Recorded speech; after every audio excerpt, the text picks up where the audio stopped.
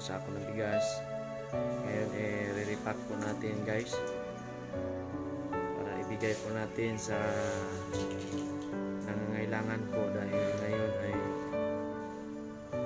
tinamaan tayo dito ng matinding init. Kaya marami po ngayon ang nangailangan ng kahit kunting bagay lang po na makatulong tayo. Malaking bagay na po yan, no? Yan guys, salamat po sa inyo pag-suporta po sa aming video. Dahil po sa inyo ay nakalikom po tayo ng ganitong bagay po na i-share po natin sa iba, dahil po yan ang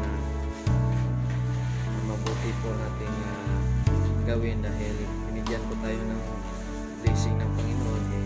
I-share naman natin ang blessing ng ating Panginoon sa